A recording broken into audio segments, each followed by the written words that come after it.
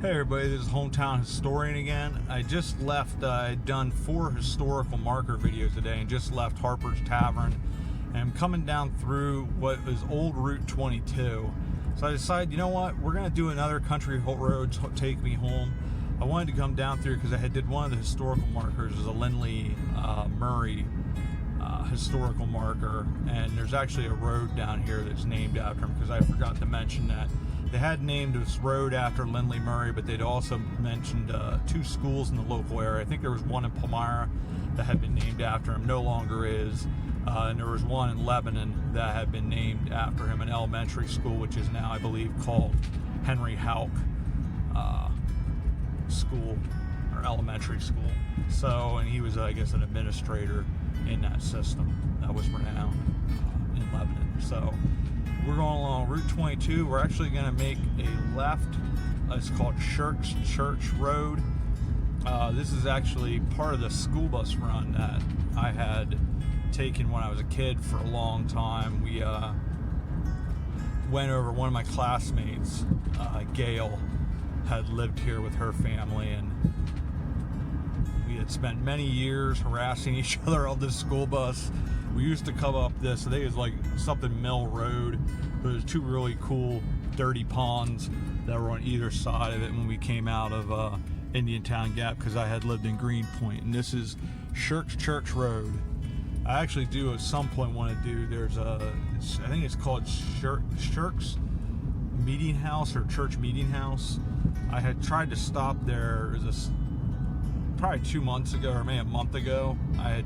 I wanted to get a couple different churches, but I kept on arriving right after somebody had just arrived at the church. I don't like to be doing videos in their cemeteries when there's somebody there, because people get weirded out by that kind of stuff, and I get that. So so you don't have any kind of weirdness, I try to keep away from doing that kind of stuff. But it's really pretty horse farms out through here. It's just really pretty country area. I used to always love driving through here, and like I said, when we get up here, we can go to continue on Shirk's Church Road down to the Shirk's Meeting House, which is the church that's coming up in the distance. We'll make a left on Lindley Murray Road, and then just sort of follow that and make a run around. And at some point, I want to do another one off of Beanogle's Lutheran Church. There's an Eisenhower Road named after Dwight D. Eisenhower because of the connection with the Early family. I'd like to do one through there because that's sort of a really pretty wooded and country area. Just a neat area to drive through and check out. But yeah, it's I had fun doing those historical markers, but I'm gonna have to apologize before those videos, because I'll tell you, I've never seen that much traffic. Like, it was just lines of traffic, and it was so loud. I felt really bad about it because I don't like to have that much traffic noise, but all those historical markers are right aside the road, and you're sort of at the mercy, I guess, sometimes. But this will be Lindley Murray Road here. I always had wondered who Lindley Murray was until I saw the historical marker, and I was like, wonder who the guy is. Never knew who he was. But the English grammar, I think I actually even have for my writing. I have that book.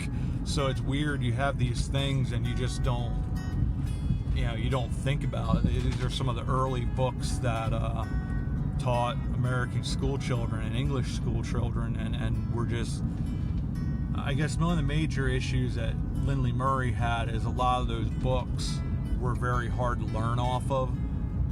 And he wanted to make it easy and enjoyable to learn the English language and to understand grammar and how to properly write and read.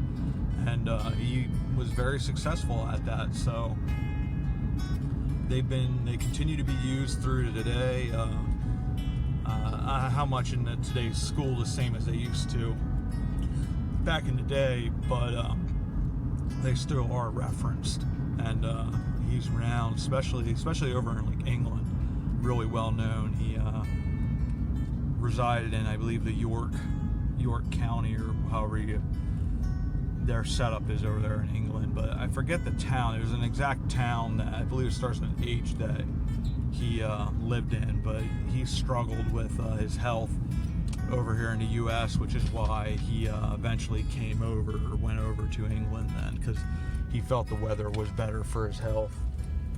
But they believe he contracted like some form of polio, and that's why I guess his last 16 years he was basically a recluse in his home. But he spent a lot of time doing horticulture and those types of things, and they said his gardens actually rivaled the royal gardens in I believe one of the local towns, and said he was really good at it, really enjoyed the writing, wrote till his dying day, and really was his first love more than anything. And it's a good thing that he fought for that, because his father wanted him to be a merchant just like him, and thankfully he fought for it, and we wound out being all the richer for that, for his tenacity in that regard. But it is interesting, just like I say a lot, but the history right outside your door. I never knew there was this much history in this local area, and just doing this channel has been a blast.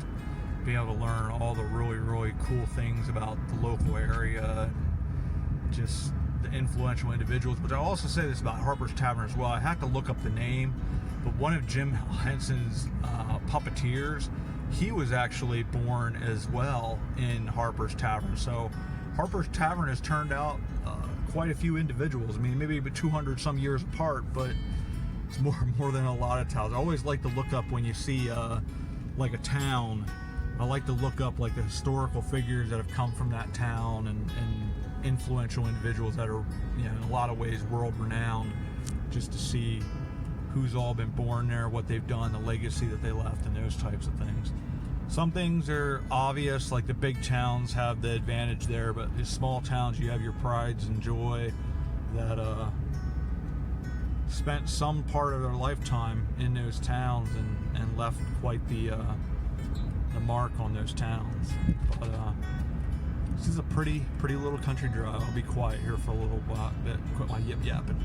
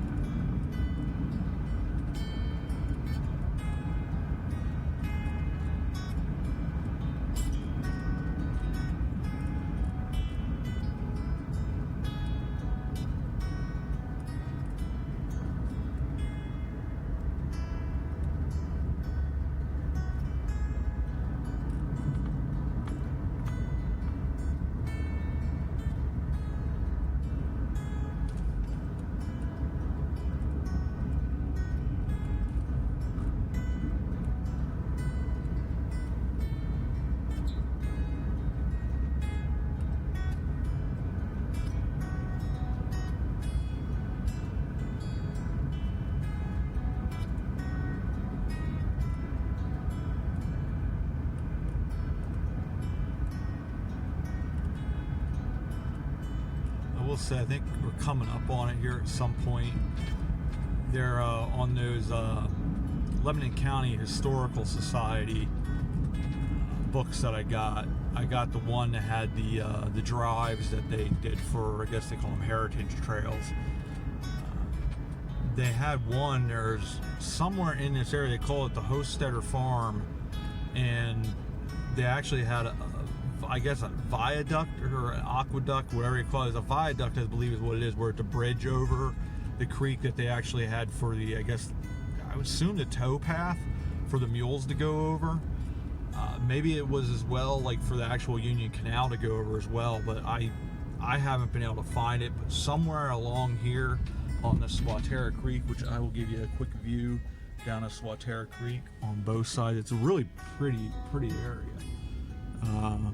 With the creek. It's just really still and beautiful today, but somewhere along there the Union Canal went along, and there was a viaduct that went through, and that was, I don't know if that was necessarily a historic registry type place,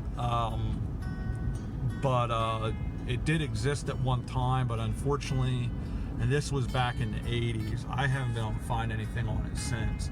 So chances are it either collapsed or it was torn down, because that was sort of, you know, the 80s and the 90s, things started to turn around where they weren't as quick to tear these places down, but it was still sort of common that they would do that. And then as you got, you know, as you passed over into the new millennium after 2000, there started to be more and more laws put in place where we needed to preserve these places of historical significance. And unfortunately for a lot of places it's too late, but that may be one of them. But if you're a viewer that knows where that is, that still exists, I would at some time, I'd like to check that out, because those things are really rare, the viaducts, and it'd just be cool to see that if it's still standing, which you would think with them having it on that driving tour that it would have been visible from the road, but unfortunately I don't see anything in either direction, so I'm assuming it no longer exists, unfortunately, which, like I said, is the case a lot of times with these different really neat places. They just aren't around anymore.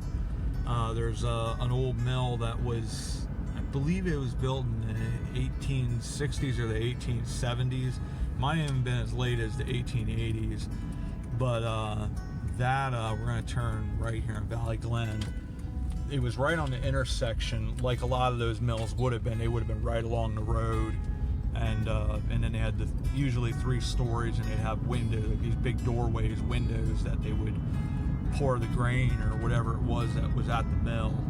They would pour out to somebody's wagon and whatever container they had to have that in. But that place eventually got torn down, which a lot of the reason for that was it was starting, you know, stones were falling off of it. Unfortunately, it didn't get preserved, but it was always such a neat structure that you go by there and be just enamored by the stonework and just how big the building was. But unfortunately, that's not around. A lot of this stuff in Lickdale isn't around anymore. There was an old farm there where Wendy's is now that was owned by John Lick, who was the son of James Lick. We did that Lick Memorial there in Cedar Hill Cemetery. And there was also, I guess there's a mansion across the road where the Exxon station is now. And none of those places exist anymore, which, you know, like I said, it's a shame. You understand things get put in and they take precedence and that type of stuff, but it's just so much history. Like, those places played such a prevalent role in the communities, and once they're gone, they're gone. So it is kudos to groups like Lebanon County Historical Society and Friends of Old Anvil. I mention them constantly. I'll also mention Jim Thorpe, their historical society. They go out there, and these people are the unsung heroes of our history. They do the dirty work that a lot of people don't, you know, the people that are scanning pictures or documents that then make them accessible to everybody. Those are the people that, to me, are the history heroes, because without them, all that history would not be available. And it does make my job way easier with what I'm trying to do here, trying to preserve history on film, because, you know, sometimes that's the easiest medium for people to sort of indulge in history and to sort of look at their curiosity and say, I wonder what these are, and then learn so much about the history that we have locally and how important that is. And but they do the work that is, to me, the hardest work, because it's time consuming, it's repetitive, and a lot of them, they love it.